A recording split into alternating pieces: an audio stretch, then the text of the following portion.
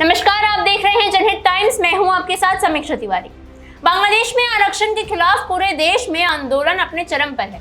प्रदर्शनकारी कहीं सरकारी दफ्तरों में आग लगा रहे हैं तो कहीं आम आदमियों के गाड़ियों को आग के हवाले कर रहे हैं। ऐसे में पश्चिम बंगाल की चीफ मिनिस्टर ममता बनर्जी का भी इस प्रोटेस्ट को लेकर एक बड़ा बयान सामने आया है। ममता बनर्जी ने कहा, मैं बांग्लादेश के बारे में ज्यादा कुछ नहीं बोलूंगी क्योंकि वो एक दूसरा देश है। केंद्र सरकार इस पर अपनी बात रखेगी, लेकिन अगर मजबूर लोग जो बांग्लादेश से हैं वो बंगाल का दरवाजा खटखटाते हुए आएंगे तो हम उन्हें शरण देंगे।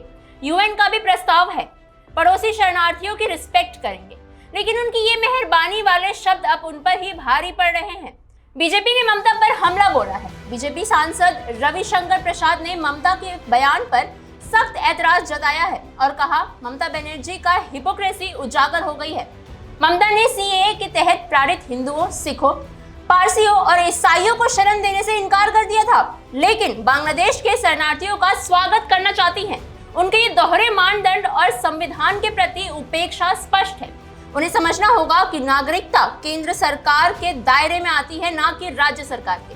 साथ ही ममता ने अपने स्टेटमेंट में यूएन का एक प्रस्ताव का भी हवाला दिया। आखिर इसका क्या मतलब है, आइए आपको बताते हैं। दरअसल ममता बनर्जी ने जिस यूनाइटेड नेशन समझौते का हवाला दे रही हैं, उसमें भारत एक सिग्नेटरी नहीं है।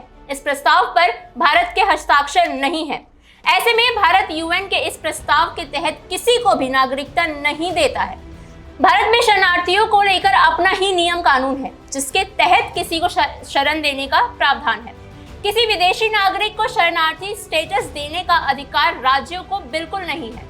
यूएन ने यूरोप के शरणार्थियों के लिए एक 1951 में प्रस्ताव पास किया था, जिसे 1954 में लागू किया गया। इसके बाद 1967 में भी इसका एक संशोधन पूरी दुनिया भर में लागू किया गया था, जिस पर दर्जनों देशों ने सहमति दी थी। यह एक अंतर्राष्ट्रीय समझौता है, लेकिन इसके तहत वैश्विक स्तर पर शरणार्थियों की सुरक्षा और उनके अधिकार सुनिश्चित किए जाते हैं, लेकिन इस पर भारत के कोई हस्ताक्षर नहीं है। आपके इस खबर पे क्या राय है, हमें कमेंट सेक्शन में जरूर बताएं। देश और दुनिया की तमाम खबरों के लिए बने रहे जनहित टाइम्स के साथ।